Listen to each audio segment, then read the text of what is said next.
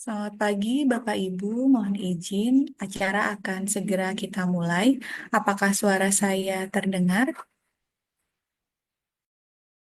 Jelas, Bu, jelas. Terima kasih. Assalamualaikum warahmatullahi wabarakatuh. Salam sejahtera untuk kita semua. Selamat pagi saya ucapkan kepada Bapak Ibu hadirin yang berbahagia. Selamat datang di webinar series Pembinaan Statistik Sektoral Provinsi DKI Jakarta Batch 2, series mengenai literasi statistik. Pertama-tama, marilah kita panjatkan puji syukur kehadirat Allah Subhanahu wa Ta'ala, Tuhan yang Maha Esa, atas segala nikmatnya sehingga kita dapat berkumpul di ruang virtual ini dalam keadaan sehat walafiat. Webinar hari ini merupakan tema kelima pada series literasi statistik kita. Setelah kita memahami materi sebelumnya mengenai pengangguran, pertumbuhan ekonomi, inflasi, dan kemiskinan, tema yang akan dibahas pada hari ini itu tidak kalah menarik nih Bapak Ibu dengan tema-tema sebelumnya. Nah, tema menarik yang akan membawa kita menjelajahi potensi indikator pariwisata di Provinsi DKI Jakarta. Seperti yang kita ketahui, Jakarta menjadi kota yang tidak pernah tidur, menawarkan beragam destinasi wisata yang menarik. Mulai dari wisata di kota tua yang syarat dengan sejarah, sampai pusat perbelanjaan modern yang selalu ramai pengunjung. Bersama-sama, melalui webinar ini, kita akan menggali lebih dalam indikator pariwisata di Provinsi DKI Jakarta. Baiklah, tanpa berlama-lama lagi, acara akan saya serahkan kepada moderator kita pada hari ini, yaitu Ibu Teresia Parwati. Beliau adalah statistisi ahli media di BPS Provinsi DKI Jakarta. Kepada Ibu Teresia, kami persilakan. Oke. Assalamualaikum warahmatullahi wabarakatuh. Suara saya terdengar? Terdengar ya? Oke. Terdengar. Selamat siang dan salam sejahtera buat kita semua, teman-teman OPD yang berbahagia. Kami berterima kasih bahwa teman-teman sampai dengan hari ini masih setia untuk mengikuti series webinar statistik sektoral yang memang ditujukan secara khusus untuk meningkatkan literasi kita terhadap data-data statistik yang dihasilkan, yang diproduksi oleh BPS. Pada kesempatan hari ini, kita akan mengupas tentang statistik pariwisata. Nah, kenapa statistik pariwisata ini menjadi penting? Karena pariwisata ini sejatinya akan menjadi bagian dari pengembangan Jakarta sebagai kota global. Gitu. Dan dengan disahkannya Undang-Undang Nomor 2 Tahun 2024 tentang Daerah Khusus Jakarta, sudah menjadi suatu keniscayaan bahwa Jakarta akan menjadi tidak lagi menjadi ibu kota dan tadi menjadi di dalamnya ada pasal, ada klausul yang menyatakan dari Jakarta sebagai kota global. Nah, dalam konteks ini perlu kita untuk sama-sama melihat atau memahami kembali kira-kira bagaimana kontribusi dari pariwisata terhadap kota global tadi gitu. Untuk melihat bagaimana kontribusinya, penting untuk kita melihat bagaimana statistik yang dibangun, yang dihasilkan dalam pembangunan wisata yang berkelanjutan ini. Harapannya agar data-data statistik yang nanti akan diproduksi, akan dihasilkan, yang secara khusus membahas pariwisata ini akan membantu dalam pengambilan kebijakan yang berbasis bukti atau evidence-based policy. Nah, ya harapan kami nanti, Bapak Ibu teman-teman, khususnya saya lihat di sini, kalau di link Zoom ini ya, banyak kami berterima kasih banyak teman-teman dari Parekraf, dari Sudin Parekraf. Harapannya ini bisa menjadi kontribusi positif buat kita sama-sama. Jadi mari kita mencoba untuk memahami angka-angka yang dihasilkan agar nantinya tidak salah dalam merumuskan kebijakan untuk kepariwisataan ke depannya, agar kita semua bisa berkontribusi untuk mewujudkan Jakarta menjadi lebih baik ke depannya. Hari ini kami didampingi oleh teman-teman dari subject matter, dari distribusi, ada Mas Wahyu yang akan mengulas tentang bagaimana apa saja statistik pariwisata yang dihasilkan oleh BPS, bagaimana angka-angka itu dibentuk, dan uh, bagaimana memaknai angka-angka tersebut. Harapannya ini bisa menjadi insight baru buat kita semua untuk memahami terkait statistik pariwisata dengan lebih baik ke depannya. Oke, selanjutnya kami langsung persilakan kepada Mas Wahyu untuk menyampaikan materinya. Kepada Mas Wahyu, waktu dan tempat dipersilakan. Oke, selamat siang. Terima kasih Bu Teres sebelumnya. Assalamualaikum warahmatullahi wabarakatuh. Suara saya terdengar jelas ya, Bapak Ibu? Oke, baik. Mungkin sebelumnya kita perkenalan dulu lewat pantun Bapak Ibu. Ada nampan dari kayu, nampan dibawa oleh Bu Aini. Perkenalkan, nama saya Wahyu. Izinkan membawa materi hari ini. Oke, pada materi hari ini kita akan membahas terkait dengan indikator pariwisata. Mungkin kita akan coba share screen dulu.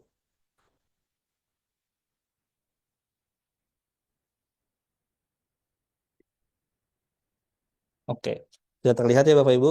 Jadi untuk indikator pariwisata menuju Jakarta Emas. Kita next slide. Nah, kita akan melihat dulu nih bagaimana gambaran terkait dengan pariwisata di Provinsi DKI Jakarta, khususnya melalui penyediaan makanan dan minuman. Boleh di next slide. Oke, kalau kita lihat ya, di sini kita bisa melihat bahwa penyediaan akomodasi jasa makanan dan minuman itu berdasarkan PDRB di triwulan 3 itu tumbuh sebesar 4,90% ya. Atau tumbuh berkontribusi 4,9% atau tumbuh 7,31% secara tahunan ya. Pertumbuhan ini menjadi yang tertinggi kedua setelah kelompok perdagangan besar dan eceran reparasi mobil dan motor. Kemudian jika dilihat dari distribusi penduduk bekerja, hasil hasil merupakan hasil dari Sakernas Agustus 2024, penyediaan akomodasi makan minum ini menempati urutan kedua untuk penyerapan distribusi penduduk bekerja pada Sakernas Agustus 2024 di Provinsi DKI Jakarta dengan kontribusi 12,71%. Dan perubahannya mencapai 27,43 ribu orang. Yang perubahan ini merupakan perubahan tertinggi dibanding kelompok lainnya. Oke, boleh di next slide. Nah, kalau kita lihat dari arah kebijakan Jakarta ya, menurut Presiden Joko Widodo, Presiden ke-7 terkait pemindahan ibu kota RI ke IKN, itu Jakarta akan tetap menjadi prioritas pembangunan dan terus dikembangkan menjadi kota bisnis, kota keuangan, pusat perdagangan, dan pusat jasa berskala regional dan global. Ya, tadi yang sudah disampaikan oleh Bu Tere juga menurut Undang-Undang Nomor 2 Tahun 2024 ya, daerah khusus Jakarta atau DKJ berperan sebagai pusat perdagangan, kegiatan jasa layanan dan jasa layanan keuangan serta kegiatan bisnis nasional, regional dan internasional. Nah, kalau kita lihat di bagian itu ya Global City Index ya, Jakarta itu berada di posisi 74 dari 156 kota. Oke, kita next slide. Nah, di karakteristik kota Global City Index itu ada beberapa indikator. Beberapa indikatornya ada business activities, human capital, information exchange, cultural experience, dan political engagement. Nah, pariwisata ini ada di cultural experience yang merupakan peranan penting untuk mendukung transformasi Jakarta menjadi kota global. Nah, beberapa indikator yang harus dipenuhi mungkin seperti jumlah wisatawan internasional yang lebih dari 30 juta per tahun, memiliki pusat kebudayaan museum sebanyak 240 unit, menyelenggarakan 25 sport event multi cabang per tahun, dan melakukan kerjasama sister cities dengan lebih dari 200 kota dunia. Oke, kita next slide. Dari hasil Disparekraf DKI Jakarta, kita punya 164.174 destinasi pariwisata di DKI Jakarta. Nah, banyak banget nih destinasi wisata di Provinsi DKI Jakarta. Oleh karena itu kita perlu nih membentuk suatu statistik. Kalau statistik itu kan tugasnya kan seperti memotret gambaran apa yang terjadi di uh, sektor pariwisata ya. Mungkin kita bisa naik slide. Salah satunya kita bisa melihat gambarannya ada di BRS ya, Berita Resmi Statistik yang biasa kita rilis di setiap awal bulan. Kemudian juga kita akan ada menyajikan publikasi-publikasi seperti publikasi statistik hotel dengan tingkat penghunian kamar, kemudian juga di DDA ya, daerah dalam angka yang salah satunya adalah Provinsi DKI Jakarta dalam angka tahun 2024. Nah, itu juga ada apa namanya eh, apa namanya terkait dengan jasa apa data-data yang terkait dengan pariwisata yang ada di sana yang Bapak Ibu nanti bisa buka. Nah, untuk selanjutnya kita akan coba lihat dulu ya bagaimana sih terkait dengan statistik tingkat penghunian kamar hotel. Nah, indikator-indikator yang akan dihasilkan dalam survei ini ada TPK ya, tingkat penghunian kamar, LMT atau rata-rata lama menginap tamu, terus GPR adalah guest per room atau rata-rata kamar, rata-rata tamu per hotel, kemudian juga TPTT tempat penghunian tempat tidur. Nah, pertama lanjut dari survei via TS ya atau survei penghunian tingkat kamar hotel itu biasa dilakukan di 1 sampai 20 tiap bulan untuk data N-2 ya. Jadi misal kalau kita rilis untuk di bulan Desember itu datanya di Oktober ya. Jadi outputnya digunakan untuk rilis bulanan berita resmi statistik, terus juga publikasi tadi ya, publikasi Jakarta dalam angka dan sumber data publikasi tahunan lainnya. Kalau dari tujuan pendataannya yaitu untuk mendapatkan tingkat penghunian kamar hotel TPK dan mendapatkan data malam kamar yang terpakai, kemudian mendapatkan data jumlah tamu yang datang dan menginap, kemudian untuk mendapatkan data rata-rata lama menginap tamu dan mendapatkan data malam tamu yang menginap. Oke, lanjut. Kalau kita lihat cakupannya ya, untuk hal jenis akomodasi hotel bintang itu dilakukan secara sensus ya dengan klasifikasi KBLI di situ ada jelas ya ada hotel bintang 1 sampai hotel bintang 5 ya sesuai dengan KBLI 2015. Kemudian untuk non bintang ya bisa dilakukan secara sampel sesuai dengan ketersediaan usaha. Ya KBLI yang dicakup seperti hotel melati, pondok wisata atau homestay, penginapan remaja atau yacht hostel dan cakupan baru ini adalah villa ya. Kalau klasifikasinya tadi ada yang berdasarkan melati 1, 2, 3, 4 diklasifikasikan berdasarkan jumlah kamar. Oke, lanjut. Nah, secara konsep dan definisi ya, jumlah kamar tersedia adalah banyaknya kamar yang tersedia untuk tamu, baik yang sedang digunakan, terisi maupun tidak terisi tamu. Tapi tidak termasuk kamar yang sedang diperbaiki, kamar pegawai hotel, dan kamar untuk kantor. Ya, kemudian untuk kapasitas tempat tidur atau bed ya, itu adalah banyaknya tempat tidur yang tersedia untuk tamu yang sedang digunakan, yang ataupun yang terisi maupun yang tidak terisi tamu. Ya, jumlah tempat tidur yang dimaksud adalah banyaknya kapasitas tamu secara normal dari seluruh tempat tidur yang tersedia pada hotel tersebut ya. Jadi kalau dia misalnya tempat tidurnya single tapi bisa diisi 2 orang, maka kapasitasnya 2 orang biasanya. Kemudian untuk hotel melati ya, kelompok ini mencakup usaha penyediaan jasa layanan menginap bagi umum yang dikelola secara komersial dengan menggunakan sebagian atau seluruh bagian bangunan yang telah memenuhi ketentuan sebagai hotel melati yang ditetapkan dalam surat keputusan instansi yang membinanya. Kemudian ada pondok wisata atau homestay. Ya, kelompok ini mencakup usaha penyediaan jasa layanan penginapan bagi umum dengan membayar harian yang digunakan dan dilakukan perseorangan dengan menggunakan bangunan rumah tinggal yang dihuni oleh pemiliknya dan dimanfaatkan sebagian untuk disewakan dengan memberikan kesempatan kepada wisatawan untuk berinteraksi dalam kehidupan sehari-hari oleh pemiliknya. Ya, kalau di sini kata kuncinya jadi dia itu dihuni bersama pemiliknya, dimanfaatkan atau disewakan sebagian dan ada interaksi antara pemilik dan wisatawan. Lanjut. Nah, kalau untuk pengumpulan datanya di kami biasanya menggunakan FASIH ya atau KP, Computer Assisted Personal Interview ya. Jadi petugas nanti membawanya biasanya membawa gadget mereka yang berupa smartphone untuk mendata hotel eh, secara bulanan ya. Lanjut.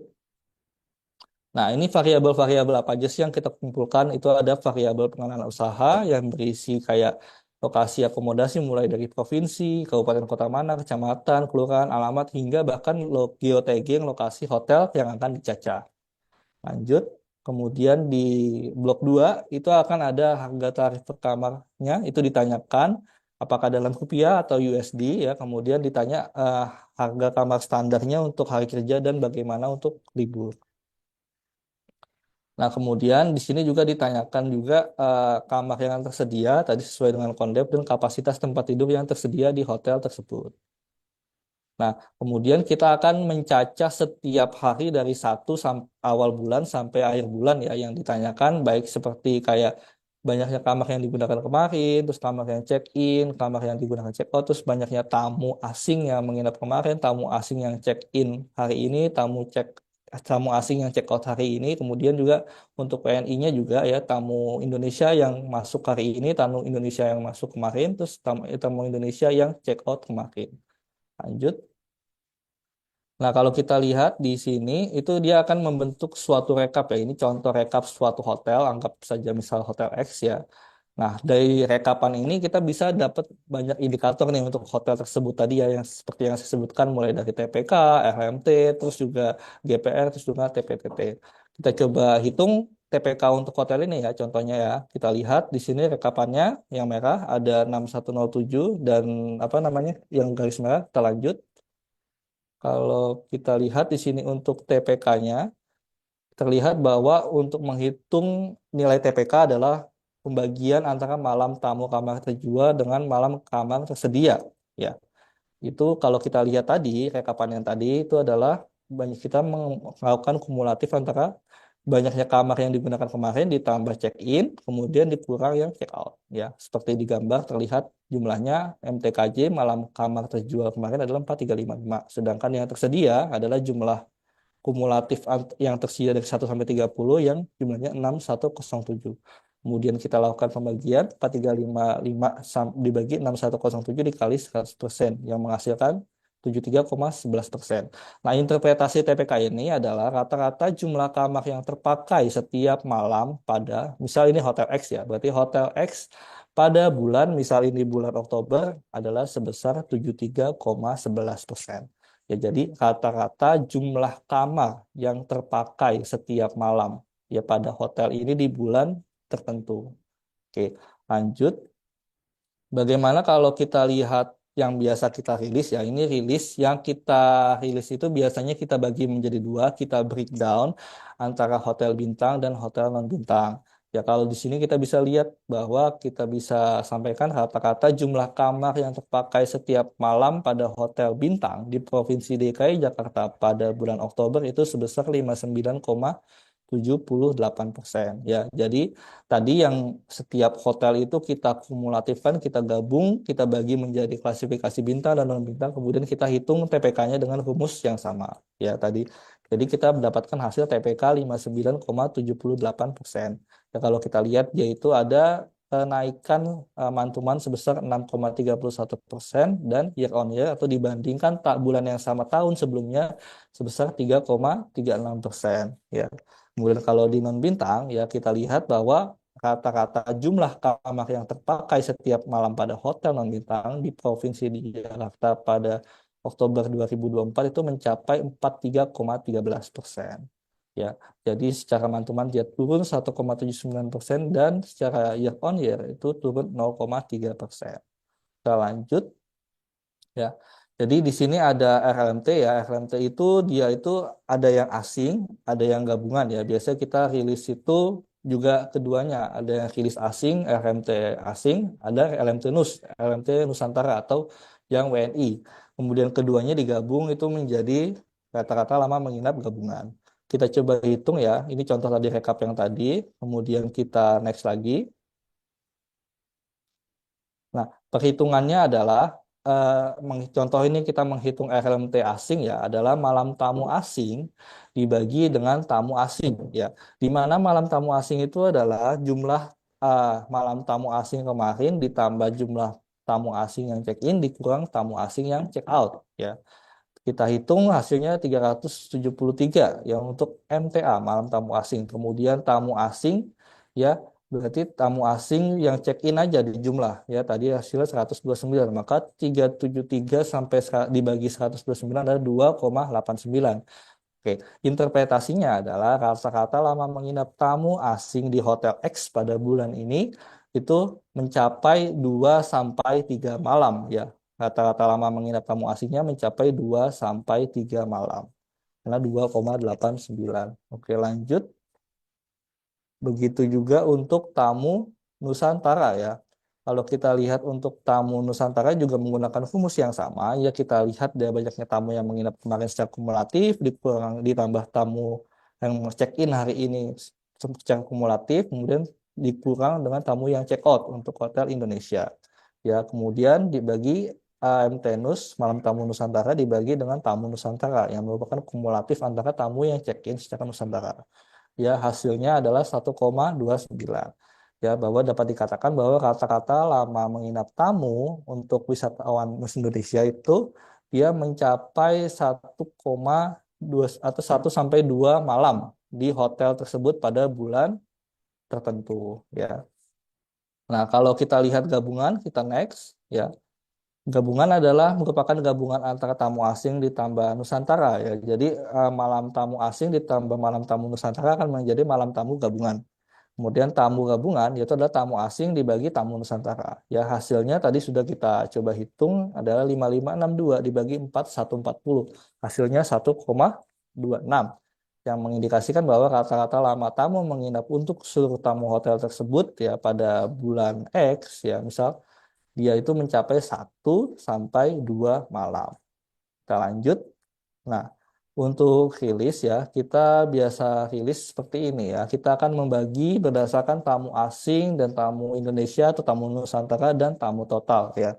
Kalau dari hasil rilis kemarin ya, bahwa Oktober 2024 itu rata-rata lama tamu menginap hotel bintang ya, itu mencapai 1 sampai 2 malam. Ya, kata-kata lama menginap tamu hotel bintang secara total itu mencapai 1,59 malam atau 1 sampai 2 hari malam, 1 sampai 2 malam ya dengan mantuman ya kenaikan ya sebesar 0,16 malam dan penurunan 0,08 malam ya. Begitu juga kita klasifikasikan dua ya, ada yang hotel bintang, non bintang, kemudian untuk hotel non bintang ya kalau kita lihat ada rata-rata lama tamu menginap gabungan ya untuk hotel non bintang itu mencapai 1,217 malam atau 1 sampai 2 malam ya rata-rata lama menginap tamu yang ada di Provinsi DKI Jakarta. Oke, kita lanjut untuk melihat GPR ya atau melihat Gules Perum. Gules Perum adalah malam tamu gabungan dibagi dengan malam tamu terjual ya. Jadi kita pengen melihat nih rata-rata tamu di dalam ruangan di dalam hotel di dalam kamar hotel tersebut berapa. Hasilnya adalah 1,28 ya. Interpretasinya ya kita bisa katakan bahwa rata-rata rata-rata tamu yang ada di dalam kamar hotel yang terjual itu ada sekitar 1 sampai 2 tamu ya. Oke, kita lanjut untuk ke indikator selanjutnya yaitu adalah TPTT ya. Kalau kita melihat TPTT adalah malam tamu gabungan dibagi dengan kapasitas tempat tidur. Berbeda dengan apa namanya ruang hotel ya, kamar hotel. Kalau kamar hotel dia itu kan biasanya satu kamar bisa diisi lebih dari satu tamu ya. Kalau tempat tidur itu satu tempat tidur hanya diisi oleh satu tamu. Ya, itu biasa kita sebut mungkin dalam bahasa Inggrisnya BOR ya, bed occupancy rate. Ya, di sini kita bisa mendapat bahwa 5562 dibagi 12,214 yaitu 45,54%. Ya, dapat dikatakan bahwa eh, jumlah kapasitas tempat tidur yang terisi selama pada malam tersebut di hotel X ya di hotel X pada bulan sekian itu bulan 10 itu mencapai 45,54% ya. Kita lanjut. Nah, kita lanjut untuk hasilnya. Hasilnya ini kita lihat dari tingkat penghunian kamar hotel di publikasi BPS RI. Nanti Bapak Ibu bisa lihat di webnya BPS ya BPS RI di bps.go.id. Di situ dikatakan bahwa hasil Perum GPR dari rata-rata di Provinsi DKI Jakarta pada 2023 itu mencapai 1,67 orang. Ya artinya jadi rata-rata kamar yang terjual itu bisa ditempati oleh 1 sampai 2 orang. Ya jadi setiap kamar itu rata-rata bisa terisi oleh 1 sampai 2 orang. Kemudian untuk yang TPTT, tingkat penghunian tempat tidur ya di Provinsi DKI Jakarta itu mencapai 70,59%. Artinya dari setiap tempat tidur di hotel di seluruh Provinsi DKI Jakarta itu terisi tiap malamnya 70,59%, yaitu meningkat 3,37% dibanding tahun 2022. Oke. Lanjut kita beranjak dari hotel, kita akan melihat terkait dengan wisatawan Nusantara. Wisatawan Nusantara ini kita bisa melakukan pendekatan melalui data mobile positioning data dan data survei digital wisatawan.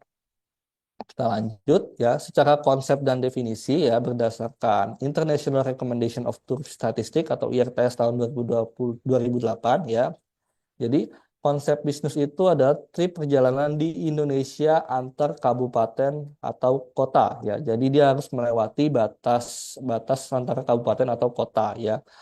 Tripnya itu dilakukan di luar usual environment ya, kayak di luar kayak kebiasaan kita, misal kayak kita dari rumah ke pekerja itu tidak dihitung, kita rumah mungkin ke secondary home atau mungkin rumah lainnya yang secara sirkular itu juga bukan dianggap sebagai wisatawan Nusantara. Nah, di sini dapat dikatakan juga bahwa tripnya dilakukan bukan rutinitas ya. Nah, dianggap rutin itu bila frekuensi perjalanannya lebih dari 4 kali dalam sebulan ya. Kemudian juga trip yang dilakukan itu kurang dari 12 bulan. Kalau dia lebih dari 12 bulan, maka dia akan dianggap sebagai penduduk di sana. Ya, bisa dilihat di situ mobile positioning flow-nya. Ya, tourism trip itu adalah yang di luar dari usual environment ya, di luar dari kita biasa komuter mungkin. Itu kan di luar dari apa namanya, tidak akan masuk dalam wisatawan Nusantara. Ya, saat ini kita menentuan jumlah perjalanan wisatawan Nusantara itu dilakukan dengan metode mobile positioning data ya. Dari MPD itu dataset berskala besar mengenai catatan transaksi ya, ada lokasi dari pelanggan seluler ya, dari hasil MNO atau operator seluler akan diproses dan disimpan dalam suatu sistem ya. Saat ini BPS bekerja sama melalui operator Telkomsel dan Indosat untuk memperoleh MPD. Kita lanjut ya. Ini seperti yang sudah dijelaskan sebelumnya ya. Jadi pertama kita dari datasetnya kita dapat the stay point atau daily ya. Kalau apakah dia masuk dalam usual environment ya, kayak tadi komuter atau mungkin dia biasa ke rumah lainnya. Kalau dia masuk dalam usual environment, maka dia bukan masuk ke jumlah perjalanan wisatawan. Kemudian kalau dia memang bukan yang usual environment, ditanya lagi apakah lebih dari 6 jam atau tidak. Kalau dia kurang dari 6 jam, maka dia juga dikatakan bukan itu ya, bukan trip, bukan jumlah perjalanan wisatawan Nusantara. Kalau iya, maka dia dapat dikatakan sebagai trip atau jumlah perjalanan wisatawan Nusantara. Nah, di sini kami juga menggunakan penimbang dari survei BPS lain yang namanya Survei Sosial Ekonomi Nasional atau Susenas ya. Di situ biasanya kita menanyakan tuh ke setiap anggota rumah tangga ya, ke setiap anggota rumah tangga apakah dalam periode tertentu ya, biasanya misal kayak 1 Januari sampai Desember itu melakukan perjalanan lebih dari 6 jam yang tujuannya bukan untuk sekolah atau bekerja. Ya, kita tanyakan ke setiap sampel yang ada di dalam Susenas ya. Kemudian juga kita juga akan menanyakan juga kalau mereka ada melakukan perjalanan ya, maka kita ada juga pertanyaan terkait dengan provider apa yang digunakan ya. Kita untuk mengestimasi jumlah perjalanan dari pelanggan yang menggunakan provider lain ya. Misal kayak di luar Indosat dan Telkomsel, misal kayak XL ya. Itu kita akan estimasi juga dari penimbangan situ. Kemudian juga bisa juga melihat estimasi jumlah perjalanan pelaku yang tidak menggunakan HP. Begitu juga jumlah perjalanan dari pelaku perjalanan yang menggunakan lebih dari satu SIM. Nah, itu penimbang-penimbang hasil Susenas tersebut kita menjadikan penimbang dari hasil MPD sehingga mendapatkan jumlah perjalanan wisatawan Nusantara. Oke, lanjut. Nah, secara bisnis prosesnya itu ada banyak ya tahapan-tahapan yang dilakukan oleh MPD. Itu sesuai dengan GSBPM yang sudah disediakan oleh BPS ya, Generic Statistic Business Process Model. Kita mulai dari specify needs ya sampai dengan build, collect, process, analyze, disseminasi dan hingga evaluasi. Oke, kita bisa lanjut. Nah, ini adalah hasil jumlah perjalanan wisatawan Nusantara tujuan Provinsi DKI Jakarta ya. Kalau kita lihat dari grafik ini ya, di Provinsi DKI Jakarta itu cenderung meningkat ya di momen-momen pergantian tahun. Bisa kita lihat peaks-nya tuh mulai meningkat. Ini kalau kita lihat juga bahwa bulan Oktober ini sudah mencapai 8,56 juta perjalanan. Ya, itu sudah mulai meningkat juga ya dibanding dengan bulan-bulan sebelumnya di tahun 2024. Kita next. Kalau kita lihat dari tujuannya, tujuan Provinsi DKI Jakarta ya, asal luar provinsinya mana aja kita bisa lihat bahwa ada Jawa Barat, Banten, Jawa Tengah, Jawa Timur dan Lampung. Nah, tertinggi ini ada di Jawa Barat. Kemudian yang untuk lima peringkat limanya ada di Lampung ya, itu di luar Pulau Jawa. Kita bisa next ya. Nah, sebenarnya kan kalau dari hasil apa namanya MPD kita bisa tahu yang namanya asal dan tujuan ya. Asal dan tujuan itu kita bisa membentuk suatu matriks ya yang disebut dengan originate destination matrix ya, matriks asal dan tujuan. Nah, kalau kita bisa lihat di sini kita bisa mematrikskan ya. Di sini kita lihat bahwa kalau dari kota Jakarta Timur itu dia itu uh, paling banyak menuju kota Jakarta Selatan. Berarti ada apa namanya perjalanan inter dalam Jakarta ya, juga ada perjalanan inter dalam Jakarta. Di situ kita lihat di situ ada 0,3 juta perjalanan ya, atau 30.000 ya, 30.000 perjalanan jumlah jumlah perjalanan. Kemudian dari provinsi lain itu juga sama ya, paling banyak menuju ke kota Jakarta Selatan dengan 1,56 juta perjalanan. Ya, kemudian kalau dari kota Jakarta Barat itu paling banyak ya untuk menuju ke provinsi lainnya. Kalau keluar provinsi DKI Jakarta itu sebesar 0,78 juta perjalanan atau 780.000 juta perjalanan. Oke, kita lanjut. Nah, MPD ini cuman bisa kita dapatkan asal dan tujuan saja ya, karena tadi ya kita variabel-variabel yang kita dapat dari MNO atau operator seluler itu cuman kayak nomornya berapa, terus apa namanya geotagging lokasinya berapa, timestampnya kapan aja dia dari mana ke mana gitu kan. Itu kan hasil kontak antara dengan apa namanya BTS ya, menara BTS yang didapatkan dari situ. Nah, kita cuma dapat asal dan tujuan. Sebenarnya lama tinggal dan perjalanan sedang dikembangkan oleh BPS RI, apakah bisa dibuat oleh MPD atau enggak. Tapi variabel-variabel lain seperti tujuan perjalanan, demografi, kayak dia itu tujuannya buat apa, apakah wisata, apakah apa namanya, apakah religi dan sebagainya kita nggak tahu kan kalau lewat MPD terus demografinya laki-laki atau perempuan beliau, terus apakah umurnya berapa kita juga nggak bakal tahu. Nah, pengeluaran juga kita nggak dapat dari MPD dan moda transportasi yang digunakan untuk wisatawan itu apa kita juga nggak tahu. Makanya BPS akan melakukan pendekatan melalui survei digital. Kita next. Nah, ini ya tujuan dari survei digital Nusantara itu ya tadi ya untuk mendapatkan informasi mengenai profil wisatawan. Ya maksud perjalanan akomodasi yang digunakan, kata-kata lama perjalanan dan kata-kata pengeluaran terkait dengan perjalanan wisatawan. Ya, ini masa pendataannya dari bulan Juli ya kalau nggak salah Juli sampai Desember 2024. Ya responden terpilih ya yang tadi sudah terdeteksi dia melakukan perjalanan melalui MNO itu akan dikirimkan link pengisian survei melalui SMS ya. Jadi kalau Bapak Ibu ketemu ini dari muncul apa namanya SMS dari BPS RI ya itu silakan diisi ya, silakan diisi untuk membantu kami untuk mengetahui terkait dengan karakteristik lebih dalam terkait tentang dengan wisatawan Nusantara ya. Nah, kalau dia beruntung nanti dia dapat 50.000 jika beruntung. Oke, kita lanjut ya. Outputnya apa sih? Nah, ini outputnya yang sudah kita lihat di tahun 2023 ya. Kalau kita lihat bahwa yang paling dominan itu di usia 25 sampai 34 tahun ya atau sebesar 40,50%. Itu bisa dikategorikan sebagai gen milenial sampai Gen Z ya di situ. Terus wisatawan Nusantara tujuan DKI Jakarta menurut umur.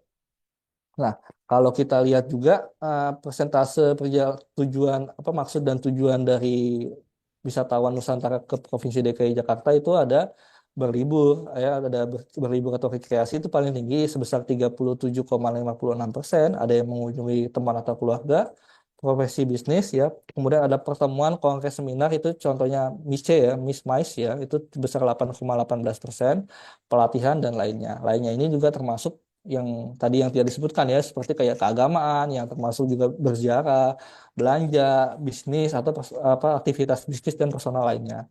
Kemudian kalau kita lihat ya kata-kata pengeluaran wisatawan Nusantara tujuan DKI Jakarta itu paling banyak pengeluarannya hanya untuk akomodasi ya dia sebesar 656.000 rupiah paling banyak itu untuk akomodasi. Kemudian yang paling rendah adalah untuk pemandu sebesar 49.500 rupiah.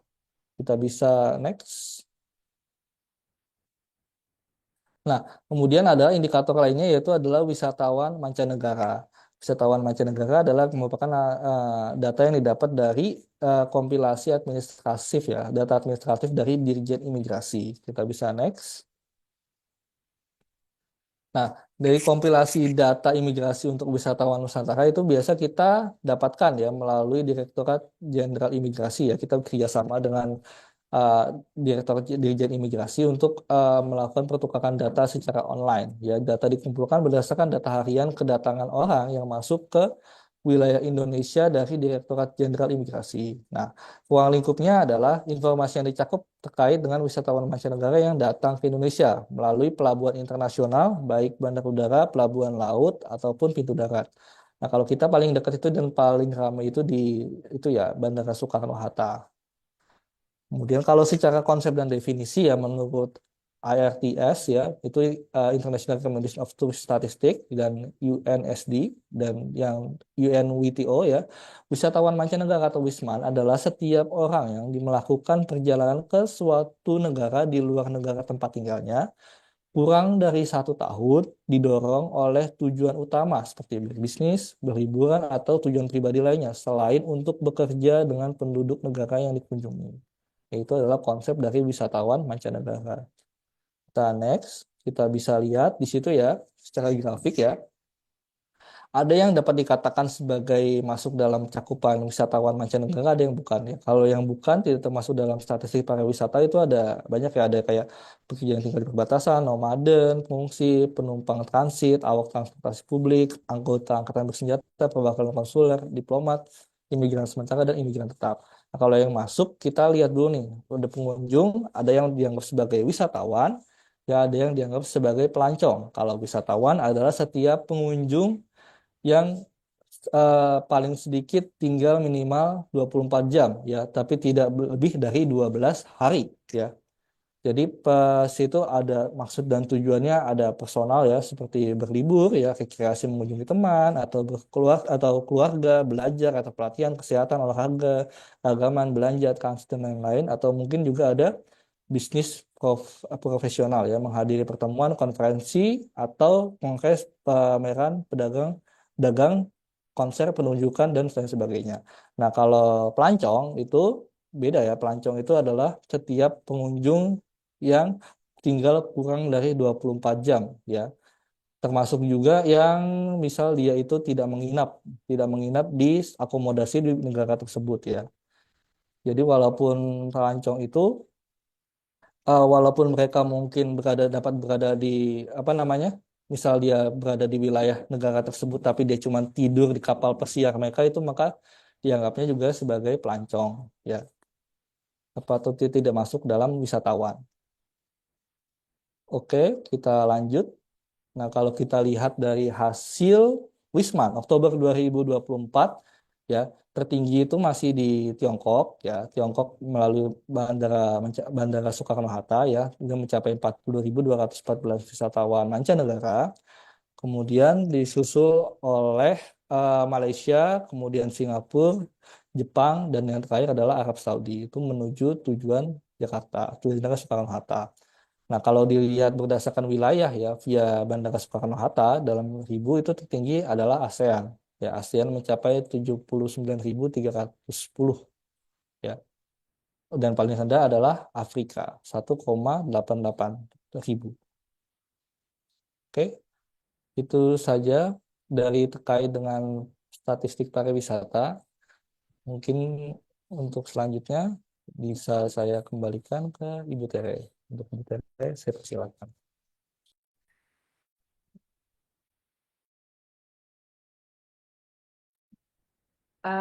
Oke, terima kasih Mas Wahyu untuk pemaparannya hari ini.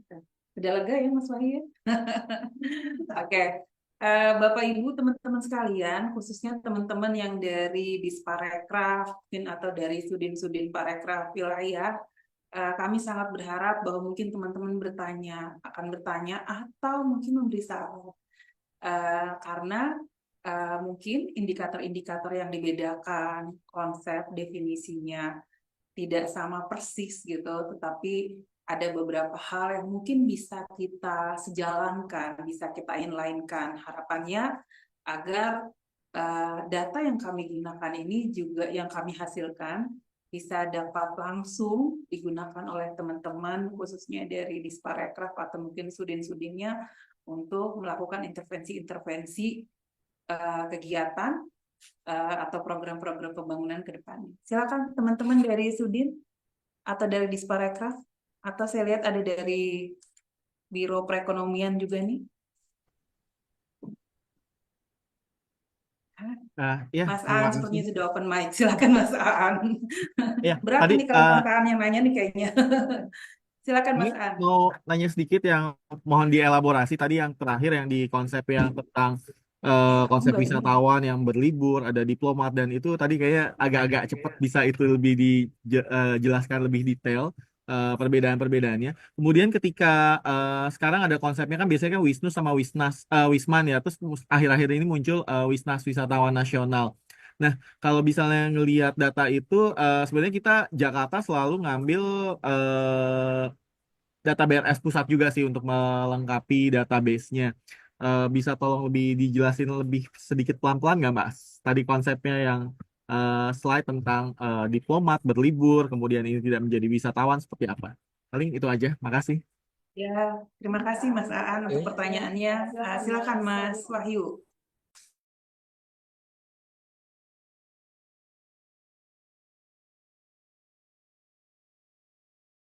Iya, ini betul. Mohon lebih diperlambat penjelasannya.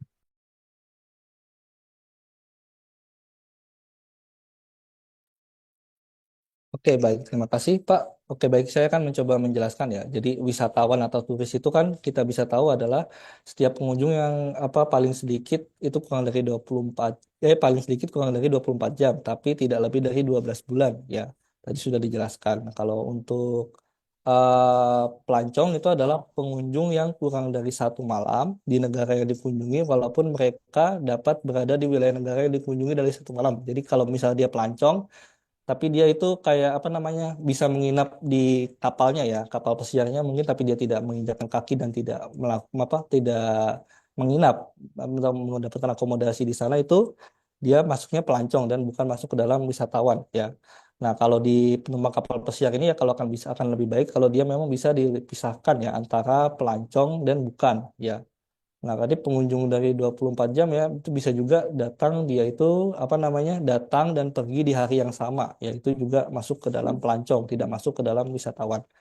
Kemudian awak kapal atau pesawat pribadi yang bukan bentuk adalah kru atau pesawat kapal pribadi yang berlabuh dan memasuki wilayah negara yang dikunjungi. Ya, kalau yang transit ya, untuk itu mereka yang keluar dari area transit dalam perjalanan di satu negara. Nah, mungkin mereka itu transit dari 1 hari atau lebih ya. Dalam kasus ini akan dimasukkan ke dalam statistik pariwisata ya, untuk yang transit tadi yang dimaksud kunjungan transit.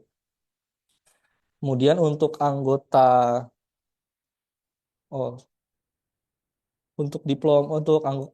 awak transportasi publik ya, kru itu yang baik yang reguler maupun yang tidak itu akan dianggap sebagai lingkungan keseharian, sehingga mereka tidak dimasukkan ke dalam statistik pariwisata ya. Tadi kalau yang penumpang transit yang tidak masuk dalam statistik pariwisata itu dia yang tidak keluar dari area transit. Nah, kalau yang tidak termasuk pariwisata itu salah satunya adalah diplomat ya. Diplomat itu juga yang seperti kita tahu itu juga bukan masuk dalam status wisatawan mancanegara ya.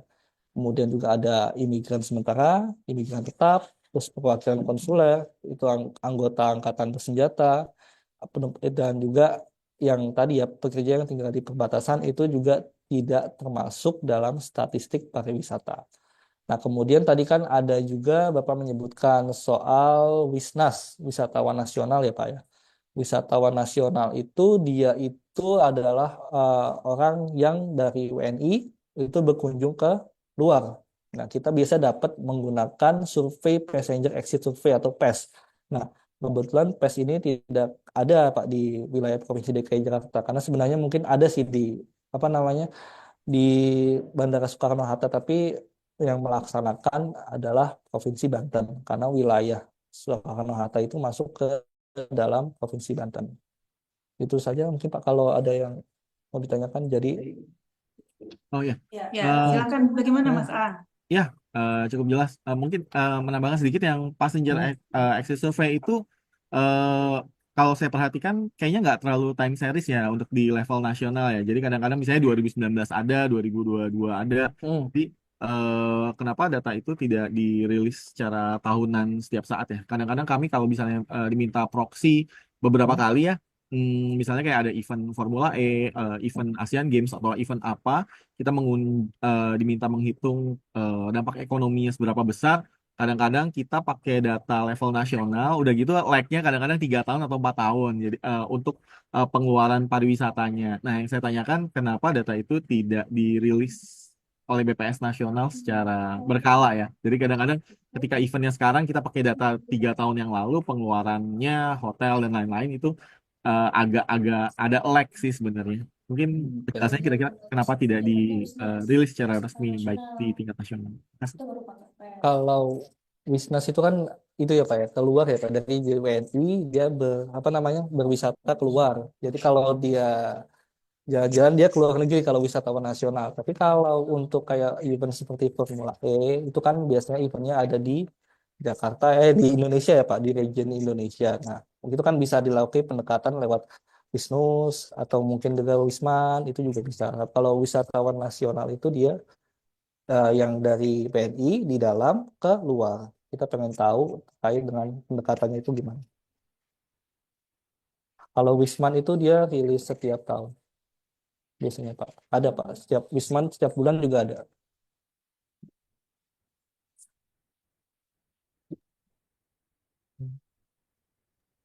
Oke, Mbak Zahra mungkin ada yang mau ditambahkan, Mbak Zahra silakan Mbak. Ini waktunya ditunggu. Oke, terima kasih Bu Tere. Izin ya Pak Aan.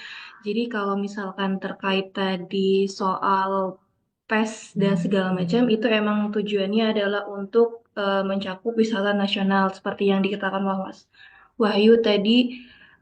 Targetnya adalah orang Indo yang untuk liburan atau bisnis ke luar negeri. Nah itu dia menggunakan PES untuk bisnis.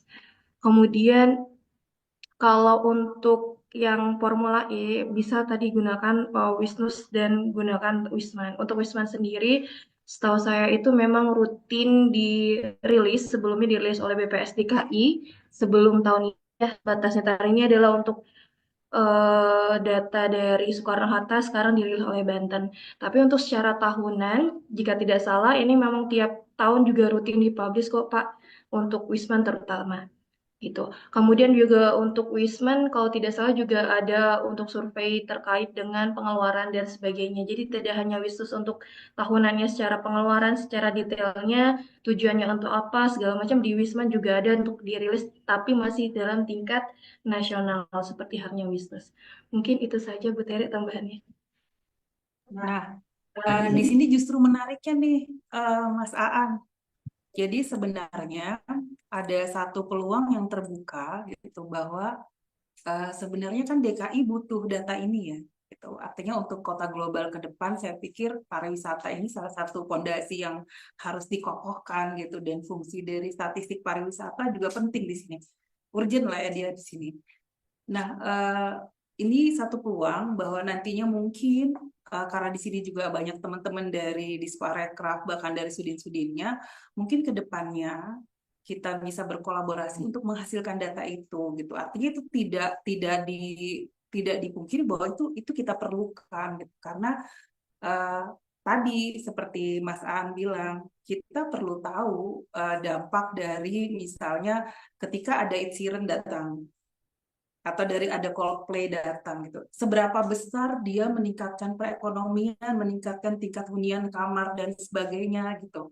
Bahkan kalau sekarang teman-teman di Sparekraf kan sedang membuat kajian khusus untuk melihat apa potensi dari wisata belanja, wisata kuliner, wisata malam ya di Jakarta ini itu mungkin bisa menjadi bagian yang tidak terpisahkan, bisa saling dikolaborasikan. Saya pikir ini suatu yang dimungkinkan gitu untuk kedepannya mungkin nanti kita bisa bersama-sama menghasilkan bersama data ini karena seperti kita ketahui bersama 1 Maret kemarin, DKI itu sudah mengeluarkan statistik transportasi khusus yang hanya ada di DKI Jakarta. Kita punya jumlah penumpang MRT, LRT, Transjakarta yang tidak dipunyai oleh wilayah lain, bahkan di nasional pun tidak gitu. Nah, ini satu kekhususan ini yang ketika keberadaan MRT, LRT misalnya penumpangnya, walaupun orang bilang untuk apa gunanya, tapi kita lihat penumpangnya naik terus kok. Dan artinya di musim-musim tertentu bahkan itu jadi wisata transportasi gitu. Dan ini artinya hal-hal seperti ini kan bisa ini ya, bisa jadi bahan kita gitu untuk memetakan potensi-potensi ekonomi, potensi investasi ke depannya untuk membangun Jakarta. Saya pikir ini suatu masukan juga yang menarik nih menurut Aan ya. Kita bisa kaji ke depannya lebih dalam. Iya, setuju Bu. Oke, terima kasih ya Mas Aan ya. Oke, baik, mungkin berikutnya ada dari teman-teman dari dinas lain, mungkin khususnya di Sparekraf nih, yang memang menjadi tuan rumah yang khusus gitu, yang khusus kami sajikan gitu ya, tamu bukan tuan rumah, maaf, tamu yang khusus kami sajikan untuk mendapatkan manfaat dari data ini gitu. Silakan yang sudah open mic, ada Bu Teta mungkin ya. Ya, baik Bu Teresia. Terima Ya, kasih silakan. Bu.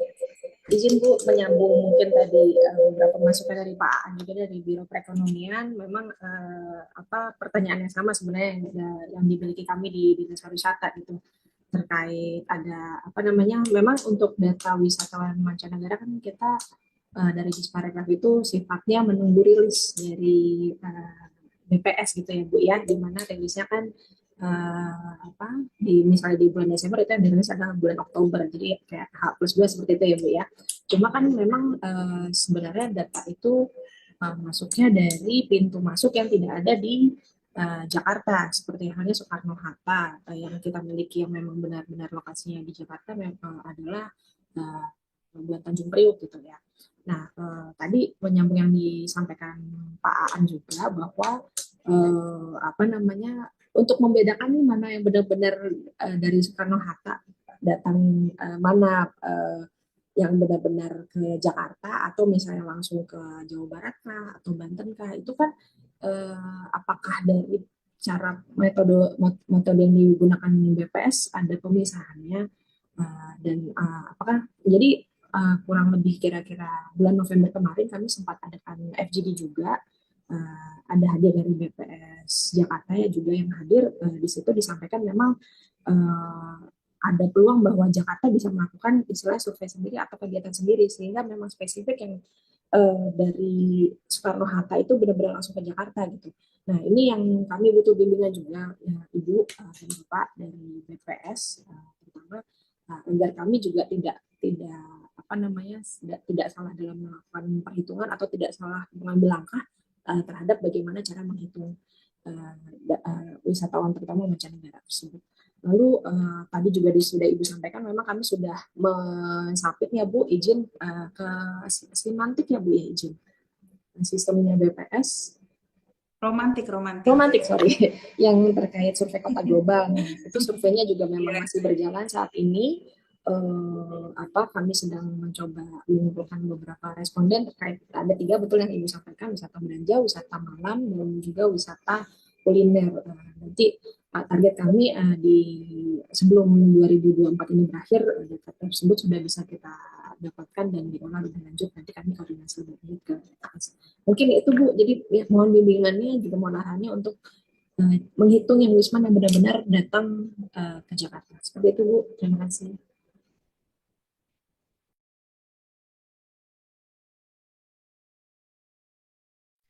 Silakan Mas Wahyu dijawab dulu, mungkin nanti akan saya tambahkan. Silakan Mas. Terima kasih. Kalau dari kami ya, mungkin kita bisa tadi ya melakukan survei detail lebih lanjut ya. Jadi benar ya, kalau sebenarnya kami juga mengumpulkan juga Wisma itu ada dari Pelabuhan Tanjung Priok dan juga dari Halim ya, dari Pelabuhan Tanjung Priok dan Halim. Tapi kan kalau yang dirilis di BPS itu kan sebenarnya yang pintu utama saja kalau di Jakarta itu di wilayah kita, region kita Jabodetabek itu adalah di Tangkang ya, di Banten ya, adalah Bandara Soekarno-Hatta.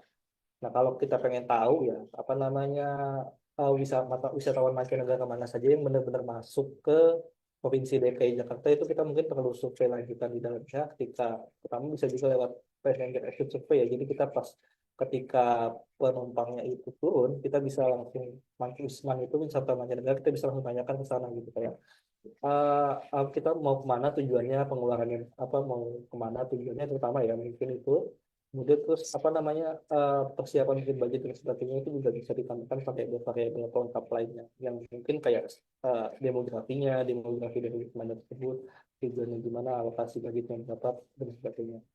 Jadi mungkin intinya kalau kita pengen tahu yang memisahkan antara di Bandara Soekarno-Hatta dia mau kemana saja gitu kan, apakah dia benar-benar ke Jakarta atau mungkin dia ke Bandung cuma numpang trans lewat atau enggak, itu kita harus melakukan survei lebih lanjut lagi terkait untuk Wisman itu mau kemana. Itu saja bisa kan. Nah, oke ya, terima kasih Mas Wahyu. Ya, begitu ya mungkin ya Bu Teta ya. Jadi intinya memang saat ini BPS Provinsi DKI Jakarta tidak melakukan lagi rilis Wisman yang masuk melalui Bandara Soekarno-Hatta karena secara region dia berada di wilayahnya Provinsi Banten. Namun demikian tetap saja gitu, itu kan masih satu wilayah Indonesia ya, artinya mungkin kita bisa koordinasikan dengan nasional, di tingkat nasional untuk kita bisa minta izin untuk melakukan survei tadi gitu.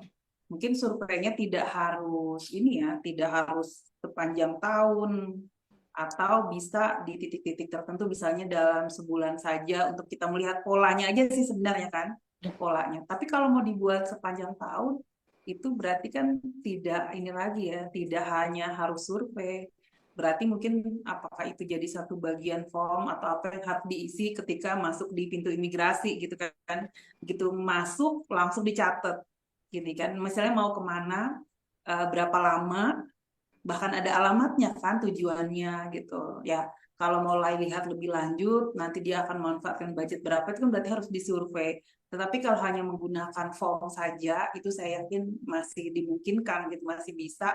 Tetapi itu harus dilakukan lintas gitu ya, minimal mungkin dengan Provinsi Banten atau langsung dibawa ke tingkat nasional, karena memang sebenarnya ini kan suatu kebutuhan gitu kan, gitu. Artinya kebutuhan untuk mapping ke depannya gitu, karena memang orang dari ya memang secara ini pasti di Banten, tapi kasat mata kita tahu bahwa orang yang turun di Soekarno-Hatta itu sebagian besar ya pasti larinya ke Jakarta gitu. Tapi kan kita butuh angkanya berapa, atau dengan dasar yang lalu seperti apa, kita jadikan semacam perkiraan bahwa oh kira-kira lebih seperti ini polanya, dan akan dilihat lagi gitu apakah sekarang ini masih relevan atau tidak.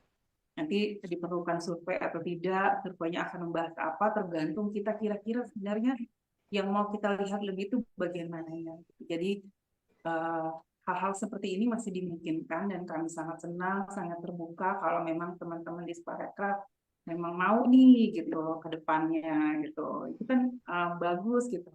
Ketika kemarin teman-teman di Dishub sudah membuka diri, Pusdatin Dishubnya membuka diri untuk mengeluarkan data MRT, LRT, kami juga sangat senang gitu. Kami mendorong bahwa sebenarnya kan tidak semua data gitu.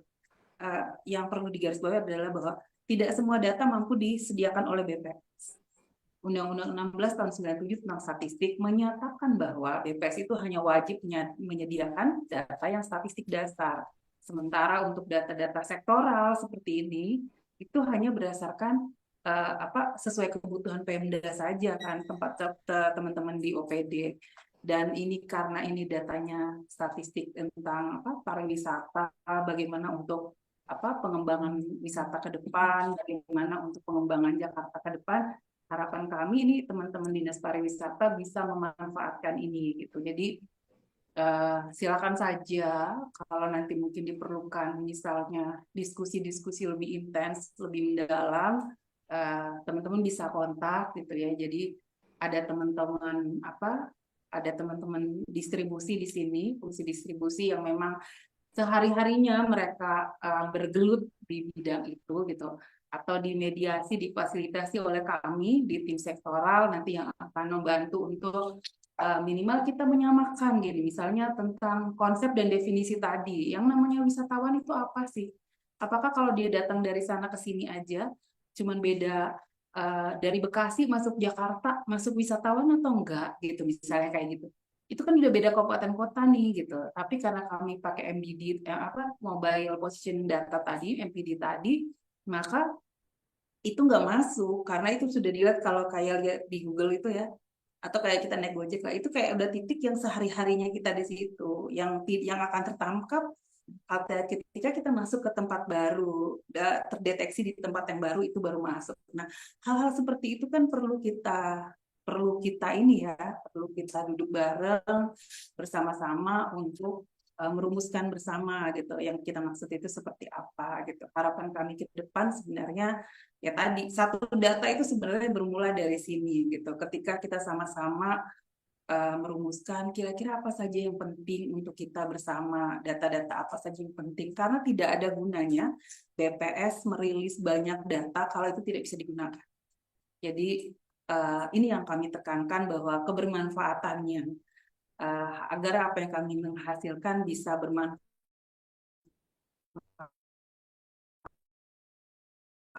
buat Bapak Ibu, dan setelah ini kalau mau konsultasi, mau diskusi lebih lanjut silakan. Dan untuk surveinya tadi yang kuliner wisata malam dan apa tadi, kuliner wisata malam, satunya lagi Belanja, Bu. wisata belanja. Nah, itu menurut saya itu keren gitu. Karena ketika menemukan insight bahwa oh ya bisa dilihat dari sudut pandang ini, sudut pandang ini, sudut pandang ini, menurut saya udah bagus. Jadi tinggal dikawal bagaimana pelaksanaannya, tinggal dipastikan bahwa prosedurnya sudah benar, tidak purposif, sampelnya diambil secara acak gitu, tidak hanya diambil ini aja ya, diambil apa yang kira-kira kita senang-senang aja gitu, tapi kita ambil dia secara acak dan juga kita bisa isi.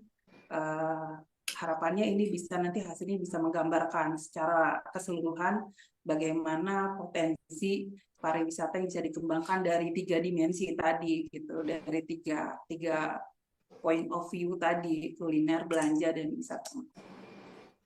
Gitu ya Bu Teta ya.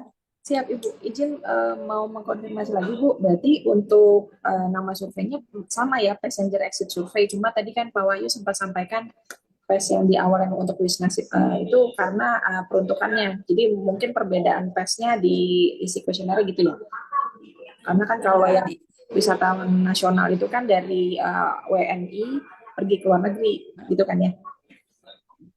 Atau ditambahin misalnya PES DKI gitu, ada DKI-nya, PES atau apa jadi, gitu kan. Jadi judul dan isinya beda, tapi maksudnya PES-nya ada pendetailan lagi gitu ya.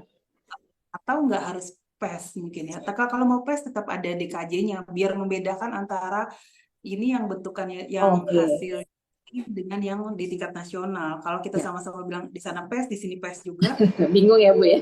Nanti rancu jadinya, ketukar-tukar. Mungkin PES-nya DKJ tadi yang ada tambahan-tambahan PES DKJ mungkin ya. Gitu.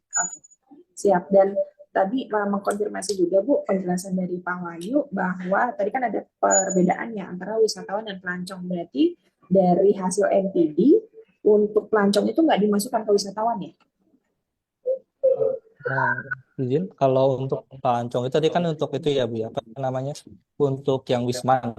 Betul. Beda, Wisman dan Wisnus itu agak berbeda konsepnya. Kalau Wisnus kan dia antar region dalam Indonesia ya. Jadi kalau antar region dalam Indonesia itu dia kondek waktu batas cut off-nya itu 6 jam. Jadi minimal 6 jam di lokasi tersebut. Kalau Wisnus, wisatawan Nusantara. Kalau WNA yang tadi pelancong itu dia itu beda, dia harus dia minimal itu 24 jam di sana kalau nggak salah tadi. Oh, jadi kalau Wisman itu nggak 6 jam, berbeda dari Wisnus? Iya, berbeda. Konsep definisinya berbeda. Definisinya yang di MPD itu untuk Wisman dan Wisnus berbeda gitu ya? Untuk Wisman, untuk MPD itu hanya digunakan di Wisnus, Bu. Kalau Wisman itu kita tidak menggunakan MPD. MPD Wisman itu digunakan di wilayah perbatasan. Ya kayak di Timur Leste, NTT itu dia pakai MPD tuh. Dia kan soalnya kan kalau kita kan pasti kan dijaga sama kantor imigrasi kan. Betul. Soalnya kita nggak berbatasan border langsung sama negara lain. Jadi kita tidak menggunakan MPD untuk Wisman. Jadi MPD itu Oh, hanya digunakan untuk bisnis. siap, siap. Berarti data yang dirilis tiap bulan oleh BPS yang Wisman asalnya dari pintu masuk saja ya, Pak? Iya, Yang benar, Jakarta. dari pintu masuk Jakarta saja, Dirjen Imigrasi. Oke. Dan juga untuk MPD yang Wisnus kan jangka waktunya minimal 6 jam ya. Minimal 6 jam. Dan antar kota kabupaten. Nah, misalnya Betul. saya warga Jakarta Pusat, tapi misalnya saya di luar kebiasaan saya berwisata ke Monas atau misalnya ke salah satu destinasi yang memang ada di Jakarta Pusat, itu tidak bisa terhitung sebagai wisatawan ya Iya, Pak? tidak terhitung sebagai wisatawan karena harus melewati batas kabupaten atau kota. Berarti ada kemungkinan pencatatan ya Pak untuk orang yang dalam satu kota atau kabupaten jika berwisata di wilayah sendiri tidak bisa dihitung sebagai wisatawan. Iya, benar. Bisa jadi dia tidak masuk dalam konsep definisi WISNUS ya Oke, secara IRTS, International Relations Tourism and Statistic. siap. Baik, terima kasih Pak. Terima kasih Ya. Bu. Iya, Teta mungkin nambahin dikit nih informasi tadi barusan dari Mbak Zahra. Jadi sebenarnya ada peluang lain gitu ketika mungkin teman-teman ya kalau membuat satu survei lagi mungkin diperlukan import dan lain sebagainya. Sebenarnya mungkin ada data yang sudah ada survei yang dilakukan oleh Bea Cukai, registrasi bukan survei, bahkan registrasi artinya semua tamu mancanegara yang masuk tuh harus ngisi. Jadi ada isian yang di imigrasi namanya EVOE, itu di situ ada nanti tujuannya kemana, berapa lama, itu bahkan ada. Nah kalau yang Bea Cukai itu ada yang dia akan tinggal di mana, alamat hotelnya misalnya di Indonesia gitu. Jadi dengan itu bukan lagi survei Mbak, bahkan ya semua udah bisa masuk gitu datanya. Mungkin perlu dipertimbangkan untuk teman-teman mungkin bisa bekerja sama secara langsung ke sana juga boleh terkait dengan untuk bagaimana perolehan datanya. Nah, nanti untuk pemanfaatannya, untuk misalnya nanti membentuk indikator dan lain sebagainya, ke depannya mungkin akan kami bantu gitu. Tetapi mungkin sarannya kalau memang kita mau bikin survei kan pasti harus disiapkan beberapa ini ya. Artinya kalau survei itu dilakukan atau sensus tadi atau registrasi dilakukan kepada misalnya wisatawan yang masuk, itu kan perlu perizinan lagi. Gak Betul, bisa sembarang kita tanyain kan. betul, Gak betul. mungkin juga mereka mau ngisi. Tetapi ketika sudah jadi satu ketentuan, imigrasi bikin aturan bahwa semua wisatawan yang masuk harus ngasih tahu dia tinggal di mana, berapa lama. Kita juga kalau keluar negeri kan ditanyain gitu ya. Iya, Ini iya. tujuannya kemana nih? Tujuannya dalam rangka apa? Belanja, liburan atau apa? Atau kerja atau apa? Berapa lama? Alamatnya di mana? Nah, itu tuh sebenarnya sudah bagus gitu. VOE gitu. Nanti coba coba searching lah ya, Mbak. Nanti kita sambil lihat-lihat gitu, dikaji dulu artinya apakah memang harus dibuat survei sendiri atau memanfaatkan yang ada. Kalau memanfaatkan yang ada, mungkin nanti bisa konsultasi lagi dengan bea cukai atau dengan imigrasi tadi, gitu ya, dibuat semacam MOU untuk penggunaan data tadi, dan kedepannya nanti datanya malah bisa dimanfaatkan karena datanya pasti akan ada terus ya. Artinya kita tidak usah menambah banyak data kalau sebenarnya kita bisa menggunakan yang sudah ada ini gitu, yang sudah berjalan ini. Mungkin seperti itu ya. Baik. Izin Bu, Terima mohon kasih. info, mungkin takutnya saya skip atau tidak terinfo gitu ya Bu ya. Untuk sepemahaman saya kalau VOE kan memang sudah berjalan ya Bu ya. Tapi kalau visa on arrival itu kan hanya beberapa negara yang bisa buat visa on arrival gitu kan. Jadi ada beberapa negara juga yang mungkin masuk ke Indonesia dengan visa biasa, tidak yang VOE. Jadi, tapi semua data ini sebenarnya ada di imigrasi gitu ya. Sehingga sebenarnya tadi Ibu sampaikan, kami mungkin di Sparekraf nggak perlu mengadakan survei sendiri lagi gitu. Artinya bisa dengan koordinasi dengan kalau VOE atau visa ini terkait ke imigrasi gitu ya Bu ya. Dan saya juga kurang paham juga sih, maksudnya kalau di di pesawat memang saya ingat saya ada isian tapi cukai ya Bu ya. Dan saya itu Cukai diwajibkannya juga ada. Cukai ada biasanya untuk barang karena sepemahaman saya itu untuk memonitor apakah ini Apa tadi Indonesia?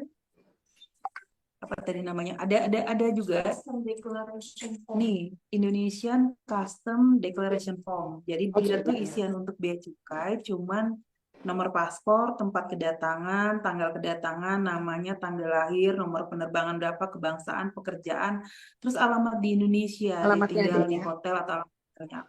Jadi hanya itu saja. Jadi tidak hanya barang, orang pun tetap mengisi ini. Misi. Jadi keterangan ini minimal kan ketika keterangan alamat hotelnya di sini, Ya. ini lokasi di Jakarta apa gitu. Kita bisa langsung ini tinggal nanti ini Jakarta atau bukannya di database-nya aja kan kita masukkan. Kalau dia dikenali database-nya di situ berarti dia masuk ke Jakarta. Kalau bukan berarti mungkin di luar Jakarta. Dan seperti itu. Jadi artinya kita coba sambil dipelajari peluang untuk mendapatkan data-data itu gitu. Karena memang kalau ini bisa digunakan kan luar biasa potensi yang besar ya sebenarnya ya untuk bisa kita mengkalkulasi tadi gitu.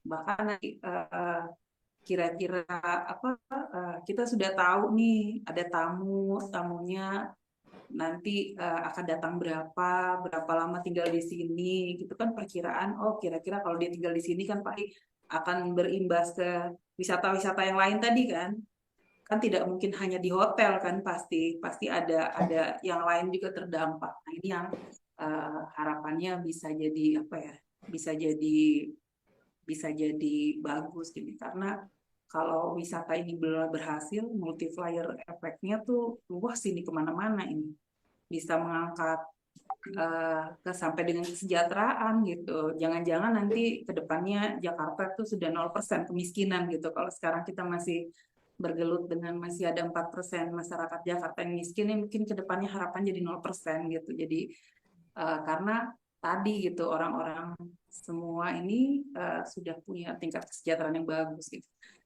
Kita jangan ini ya berkecil hati lah ya. Bali itu dulu waktu COVID itu paling terdampak karena dia sandaran utama, tiang utama dari perekonomian dia tuh di pariwisata. Begitu COVID ambruk banget gitu. Tapi sekarang dari tingkat kemiskinan Bali itu nomor 1 paling bagus. Jakarta tuh di bawahnya Bali masih nomor 2 kadang nomor 3 gitu. Jadi yang paling tidak miskinnya ya artinya kalau dulunya kita nomor 1 sekarang bukan nomor 1 lagi nih. Sudah ada Bali yang di atas. Padahal kemarin waktu COVID Bali itu terdampaknya parah gitu. Jadi artinya sektor pariwisata ini jika dikelola dengan benar pasti kedepannya dampaknya luar biasa buat kesejahteraan wisata. Siap. Izin Bu, satu lagi Bu, karena tadi ada Ibu sampaikan saya juga kepikiran, maaf ya kalau jadi banyak. Bu, tadi kan sudah dijelaskan juga untuk data dari hotel bintang dan non bintang.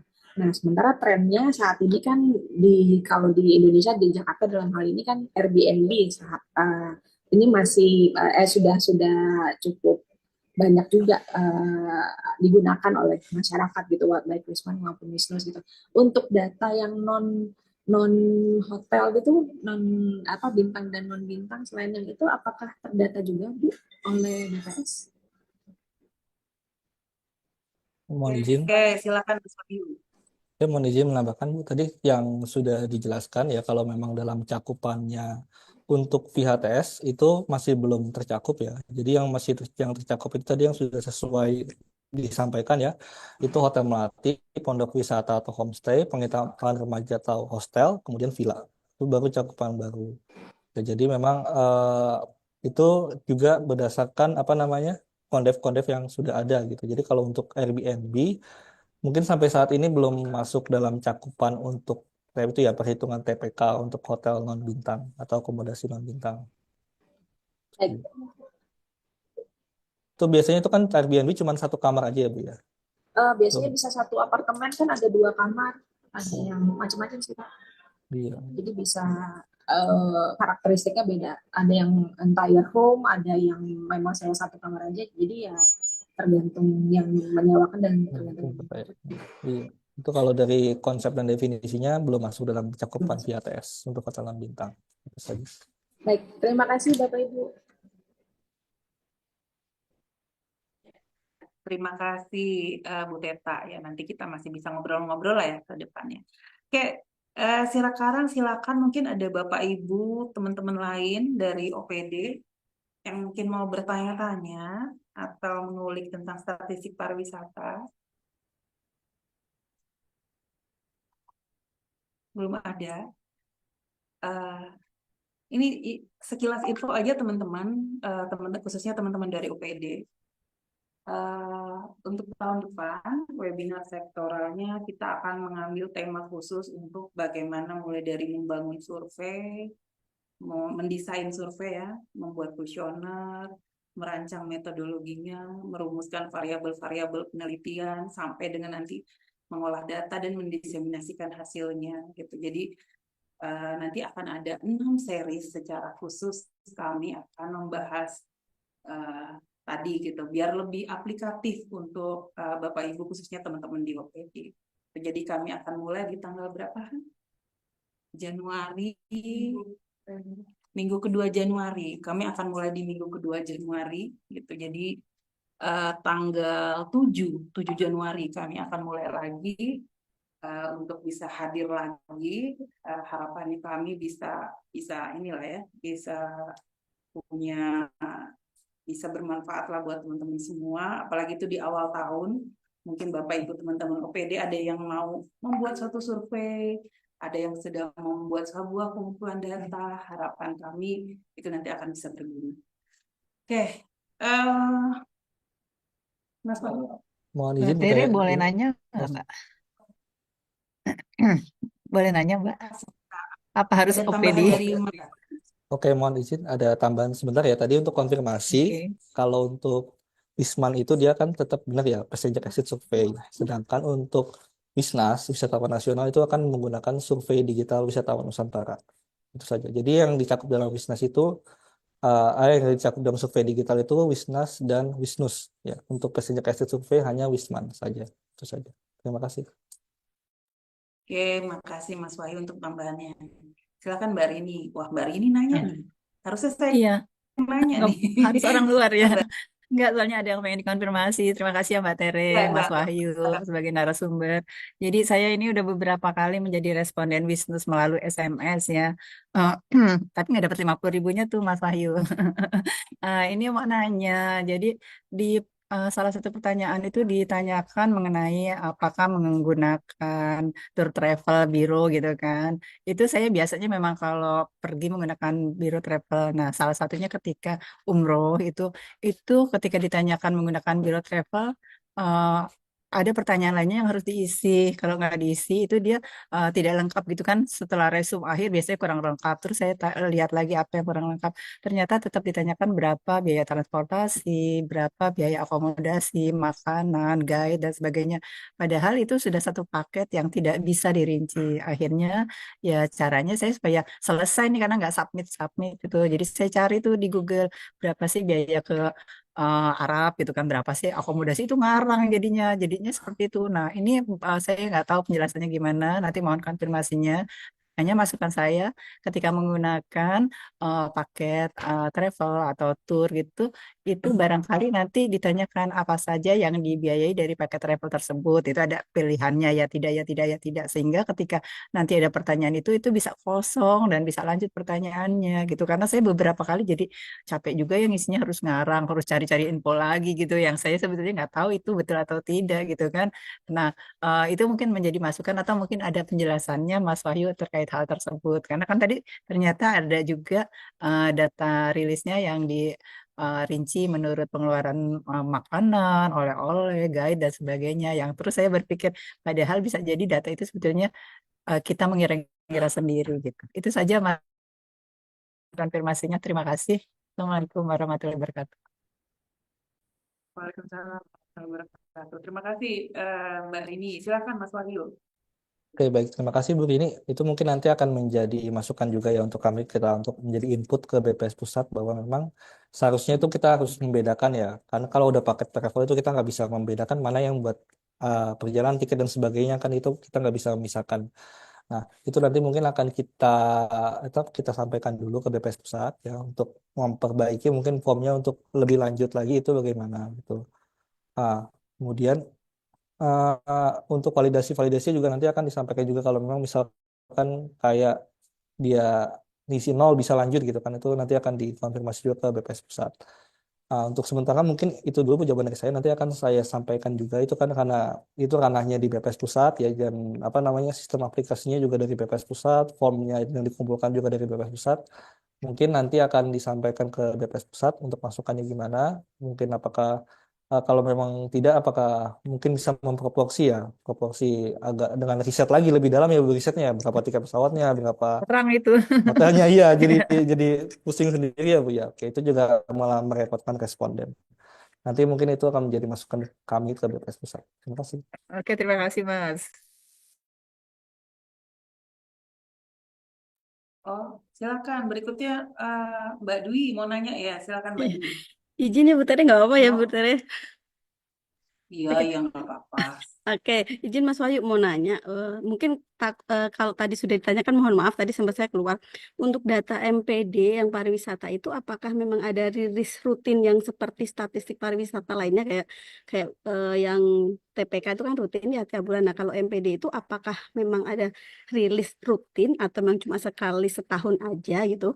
Yang pertama, terus yang kedua terkait yang sampel survei digital Wisnus ya. Nah, itu apakah memang populasinya dari MPD-nya? Kebetulan saya pernah jadi sampel dan itu benar-benar Anda sudah melakukan perjalanan ke Jawa Tengah selama kurun waktu itu. Nah, itu apakah memang populasinya dari MPD sama ini? Itu kan memang dari deteknya dari nomor HP ya. Kebetulan di di periode survei yang sama tuh saya dan suami saya tuh kena survei yang sama. Nah, takutnya ditanyakan pertanyaan yang sama berapa pengeluarannya kan jadi kami isinya sama itu apakah memang emang tidak bisa ya kontrol untuk apa ini satu entitas sama atau enggak itu apakah kedepannya estimasinya apakah jadi double counting atau apa gitu Mas Wahyu itu aja sementara Mas Wahyu terima kasih. Terima kasih Mbak Dwi. Silakan dijawab Mas Wahyu. Oke, terima kasih Bu Dwi. Oke, jadi kalau rilisnya Wisnus terkait dengan MPD, kita rilis biasanya per semester. Terakhir itu kita rilis itu bulan September. Kita merilis data dan kumulatif Januari sampai Juni. Ya, beda kalau di apa namanya eksklusifnya nih kalau di BRS kita juga menuliskan terkait dengan ODM tadi, Origin Destination Matrix dari milik mana ke mana. Nah, kita akan merilis biasanya per semester. Ya, jadi untuk selanjutnya itu rilis yang selanjutnya akan dirilis pada bulan Maret Maret 2025. Jadi nggak setiap saat untuk Wisnus tadi. Nah, ya Wisnus tadi untuk MPD-nya kan. Kemudian tadi kalau apa namanya kalau untuk yang unit populasi dari apa survei digital tadi ya benar memang itu hasil dari apa namanya MPD unit samplingnya itu memang dari MPD dia ngedetek ya apakah lebih dari 6 jam perjalanan dan sudah melewati kabupaten kota dan bukan usual environment ya bukan usual environment itu maka dia akan mendetek tuh dia dari HP yang Bapak Ibu punya nih dia akan eh, kontak antara dengan menara BTS merekam acara timestamp terus juga merekam geotagging lokasi. Nah, itu nanti akan menjadi unit populasi sampel ketika sudah memenuhi syarat dia sebagai perjalanan wisatawan Nusantara. Kemudian di SMS dan di broadcast ke HP Bapak Ibu. Nah, kemudian kalau misal tadi ya itu kan ya, Bu Dwi kan itu kan ibu dengan suami ya Bu ya itu kan sebenarnya kan sama-sama wisatawan jadi dua orang itu sebenarnya nggak masalah aja bukan dianggap sebagai double counting tapi mungkin yang apa namanya kalau Budwi ini punya dua HP dua-duanya kan bisa terdetek tuh nah tapi sebenarnya tuh kita juga sudah menanganinya via Susenas tadi ya kita membuat sebuah penimbang dari Susenas untuk menjadi faktor koreksi untuk jumlah perjalanan wisatawan Nusantara dan mengestimasinya itu berapa untuk nilai apa namanya nilai yang bisa dipublikasikan gitu. Oke terima kasih Mas Wahyu. Ya, ya terima kasih ya Mbak Dwi. Ya, jadi memang tadi gitu kalau teman-teman yang apa pernah baca mungkin termasuk teman-teman OPD, Susenas tadi survei sosial ekonomi nasional Nah, di situ ada pertanyaan juga nih, kalau MPD tadi hanya berdasarkan alat yang mendetek HP kita posisinya di mana, kalau Susenas ini pertanyaan gitu, 6 bulan terakhir ini dia pernah kemana, tujuannya, terus berapa lama gitu, ada pertanyaan-pertanyaan itu. Jadi pertanyaan tentang kegiatan wisatanya tadi gitu. Jadi tapi karena ini survei, ya berarti hanya untuk penimbangnya saja, tapi akan secara keseluruhan dari yang MPD tadi. Masih ada lagi mungkin yang mau bertanya? Terima kasih Mbak Dwi. Masih? Oke. Mas Wahyu deg-degan nih kayaknya kalau masih ada yang mau bertanya nih.